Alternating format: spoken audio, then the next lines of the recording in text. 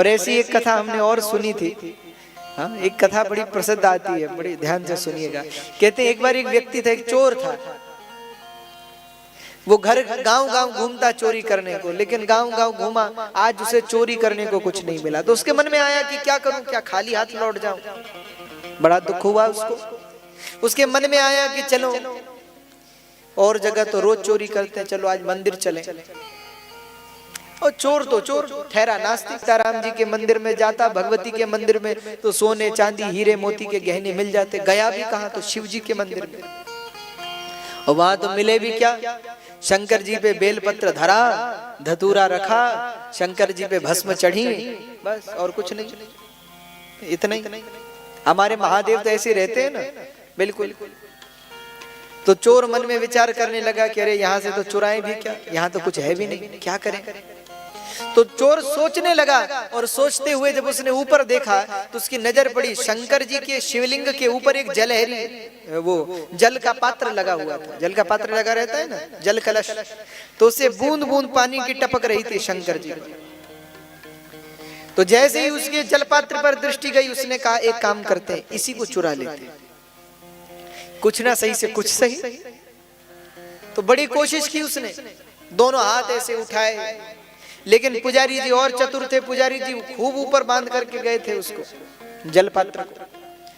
तो पंजों के बल भी खड़ा हो गया, फिर भी कोशिश करे तो हाथ न पहुंचे, निकले नहीं महाराज, क्या करें। उसके मन में आया अगर कोई स्टूल कुर्सी जैसे मिल जाती तो आराम से इसको उतार लेते हैं।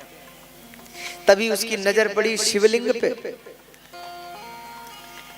उसने कहा ये है ना, तो वो तो चढ़ गया शिव जी पे। वो चोर ठहरा नास्तिक, तो पैर रखे शिवलिंग पे, चढ़ा, और शिवलिंग पर चढ़ करके वो जो पात्र ऊपर था उसे उतारने लगा। कहते महाराज जब ऊपर रखा पात्र उतारने लगा तो तत्काल भगवान भूत भावन प्रकट हो गए। बोले काशी विश्वनाथ भगवान की। भगवान प्रकट हो गए, और जैसे ही प्रकट हुए शिवलिंग से गिर गया, हाथ जोड़ लिए, रोने लगा, भगवान की स्तुति करने लगा, हे महादेव कृपा, क्षमा क्षमा क्षमा। अब ये तो रोए गाए, हाथ जोड़े, और शंकर जी सामने खड़े। तो शंकर जी कहें प्रसन्न हूं, मांग मांग, क्या चाहिए, जो मांगेगा वो देंगे। इसने कहा हद हो गई। तो भगवान शंकर, उसको तो लगा ये बोल क्या रहे हैं, ध्यान से सुना तो शंकर जी कह रहे मांग मांग, मैं प्रसन्न हूं, जो मांगेगा वो देंगे। तो शंकर जी ने कहा, चोर ने सोचा कि ये बोल क्या रहे हैं, मांग। तो शंकर जी से बोला, बोले महादेव ऐसा मत कहिए, मुझे क्षमा करो। नहीं नहीं, क्षमा नहीं, मांग, तू जो मांगेगा वो देंगे। तो चोर ने कहा एक बात बताइए, न तो कभी आप पे जल चढ़ाया, न कभी आप पे फल चढ़ाया, न कभी बिल्वपत्र चढ़ाया, उल्टा मैं खुद आप पर चढ़ गया, और आप कहते हैं प्रसन्न हूं, मांग मांग, क्या चाहिए। कहते हैं शंकर जी मुस्कुरा करके बोले, बोले भैया कुछ लोग हम पे फल चढ़ाते हैं, कुछ लोग हम पे जल चढ़ाते हैं, और कुछ हम पे बिल्वपत्र चढ़ाते हैं, पर तू धन्य है जो स्वयं ही चढ़ गया। तूने अपना शरीर ही हमें चढ़ा दिया, हम प्रसन्न हैं तुझ पे, मांग, जो मांगेगा सो मिलेगा। बताओ। अच्छा आप लोग मत करना ऐसा, कोई ऐसा करे और तब कहेगी क्यों किया, तो बोले हमने कथा में सुना था। ये तो एक भाव है भैया, हमारे महादेव इतने दयालु हैं, कब किस पर कैसे प्रसन्न हो जाएंगे किसी को नहीं पता।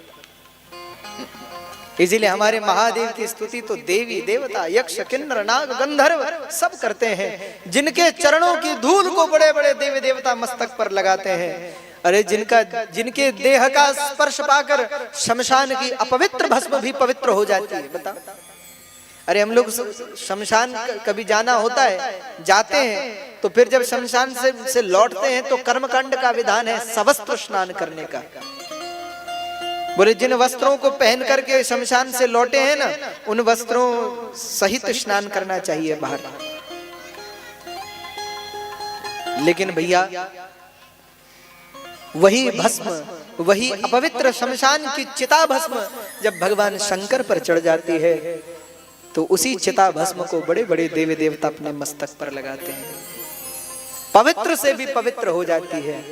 भैया हमारे महादेव जैसा दयालु संसार में कोई दूसरा नहीं। इसलिए हमारे गोस्वामी जी ने भी कहा कि संसार में कभी अगर मांगना हो तो किसी और से मत मांगना, मांगना हो तो हमारे महादेव से मांगना। संसार में देने वाले तो केवल विश्वनाथ हैं, इसीलिए कभी कुछ मांगना हो तो किससे मांगो, बोले विश्वनाथ से, महादेव से। गोस्वामी जी विनय पत्रिका में